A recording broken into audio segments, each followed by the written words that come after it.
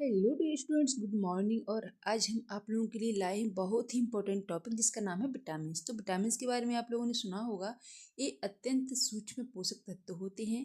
पोषक तत्व तो जैसे कि प्रोटीन्स हुआ, विटामिन हुआ, वसा हुआ, कार्बोहाइड्रेट हुआ, खनिज लवण, है ना। तो ये सब आप लोगों ने पहले पढ़ ली होगी। तो आज हम इसमें से चर्चा करने वाले हैं विटामिन की।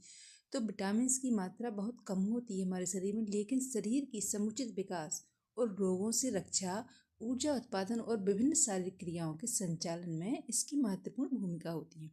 इसकी यदि हमारे शरीर में कमी हो जाए या फिर अधिकता हो जाए तो दोनों हमारे स्वास्थ्य के लिए बहुत ही ज़्यादा हानिकारक हो सकता है। अब बात करते हैं विटामिन की परिभाषा की, जो कि काफ़ी इम्पोर्टेंट है। तो विटामिन ऐसे कार्बनिक यौगिक हैं जो शरीर के सामान्य चयापचय यानी कि मेटाबॉलिज्म में वृद्धि, विकास तथा स्वास्थ्य बनाए रखने के लिए आवश्यक होते हैं। ये ऊर्जा प्रदान तो नहीं करते हैं, लेकिन ऊर्जा उत्पन्न करने वाली प्रतिक्रियाओं को सुचारू रूप से चलाने के लिए क्या करते हैं, सहायता करते हैं। अब बात आती है विटामिन के वर्गीकरण की। तो विलेयता यानी कि घुलनशीलता के आधार पर विटामिन को दो भागों में डिवाइड किया गया है। पहला है वसा में घुलनशील विटामिन। तो ये विटामिन वसा में घुल जाते हैं और शरीर में संग्रहित हो सकते हैं। तो कौन कौन से हैं? विटामिन ए है, विटामिन बी है, विटामिन ई और विटामिन के। तो ये आपको याद रखना है कि 4 विटामिन हैं, वो वसा में घुलनशील होते हैं। अब दूसरा है जल में घुलनशील विटामिन, इसको वाटर सॉल्युबल विटामिन बोलते हैं। ये पानी में घुल जाते हैं और शरीर में अधिक समय तक संग्रहित नहीं रहती।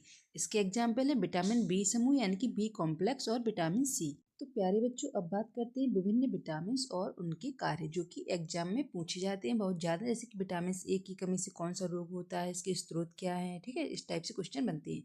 तो ये हम आपको ध्यान से देखना है। तो विटामिन ए की बात करते हैं पहले। तो इसका कार्य आँखों की रोशनी बढ़ाना और त्वचा और श्लेष्म झिल्ली को स्वस्थ रखना, रोग प्रतिरोधक क्षमता को बढ़ाना भी विटामिन ए का कार्य है। इसके स्रोत है, मतलब कि किस चीज़ से विटामिन ए हमें प्राप्त हो सकता है। तो उसमें गाजर है, पालक है, पपीता है, आम है, दूध और मक्खन। अब यदि हमारे शरीर में विटामिन सी की कमी हो जाए तो इससे रतौंधी और त्वचा का रूखापन हो सकता है।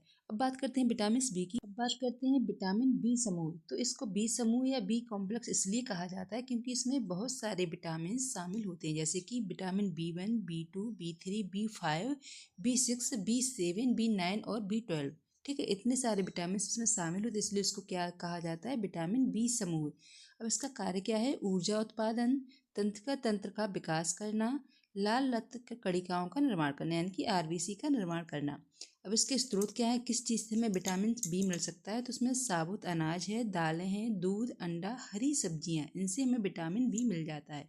और यदि विटामिन बी की हमारे शरीर में कमी हो जाए तो उससे वेरी वेरी एनीमिया और थकान हमारे शरीर में होने लगती है। बात करते हैं विटामिन सी की, जो कि बहुत ही इम्पोर्टेंट है। एग्जाम में सबसे ज़्यादा विटामिन सी ही पूछा जाता है, तो इसको आपको ध्यान से देखना है। इसके कार्य हैं रोग प्रतिरोधक क्षमता को बढ़ाना, मतलब कि आसानी से कोई रोग हमारे शरीर में उत्पन्न ना हो पाए, इसलिए यह रोग प्रतिरोधक क्षमता को क्या बढ़ता है, बढ़ाता है। घाव भरने में सहायता करता है और मसूड़ों को स्वस्थ रखने में बहुत ज़्यादा इंपॉर्टेंट रोल अदा करता है। अब इसके स्रोत क्या है, किस किस चीज़ों से हमें विटामिन सी प्राप्त हो सकता है? तो इसमें आंवला है, नींबू है, संतरा है, अमरूद है और टमाटर। यदि क्वेश्चन ये आता है कि सबसे ज़्यादा विटामिन सी किस में पाया जाता है, तो वो है आंवला। ठीक है। अब यदि हमारे शरीर में विटामिन सी की कमी हो जाए तो कौन सा रोग हो सकता है? तो प्यारे बच्चों, विटामिन सी की कमी से स्कर्वी और मसूड़ों में खून आना, इस टाइप के रोग हमारे शरीर में हो सकते हैं। अब बात करते हैं विटामिन डी की। तो विटामिन डी के कार्य की बात करें तो कैल्शियम और फास्फोरस के अवशोषण में सहायता करना, हड्डियों और दांतों को मजबूत बनाना विटामिन डी का कार्य है। अगर इसके स्रोत की बात करें, मतलब किस इस चीज़ों से हमें विटामिन डी मिल सकता है, तो उसमें सूर्य का प्रकाश, मछली का तेल, अंडे की जर्दी और दूध।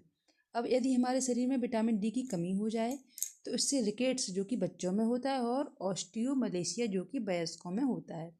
अब बात करते हैं विटामिन ई की। तो विटामिन ई का जो कार्य है वो एंटीऑक्सीडेंट के रूप में कार्य करता है। त्वचा और मांसपेशियों की सुरक्षा करना विटामिन ई का कार्य होता है। स्रोत की बात करें तो वनस्पति तेल, मेवे और बीज से विटामिन ई हमें प्राप्त हो जाता है। यदि हमारे शरीर में विटामिन ई की कमी हो जाए तो उससे मांसपेशियों में कमजोरी महसूस होने लगती है। अब बात करते हैं विटामिन के की, जिसका कार्य होता है शरीर में थक्का जमाने में सहायता करना।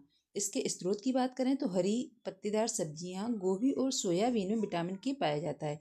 यदि हमारे शरीर में विटामिन के की कमी हो जाए तो अधिक रक्तस्राव जैसी समस्याएं आने लगती हैं। अब हमें इतना जानना बहुत ज़्यादा आवश्यक हो जाता है कि जो हमारे शरीर में विटामिन की कमी हो जाती है उसके क्या कारण है। तो इसमें असंतुलित आहार, अत्यधिक जंक फूड का सेवन करना, पाचन तंत्र की गड़बड़ी और गरीबी और कुपोषण, ये चीज़ें हमारे शरीर में विटामिन की कमी का मुख्य कारण होती हैं। तो दोस्तों, अगर ये वीडियो आपको पसंद आई हो तो मेरे चैनल को सब्सक्राइब कीजिए, वीडियो को लाइक कीजिए। Thank you.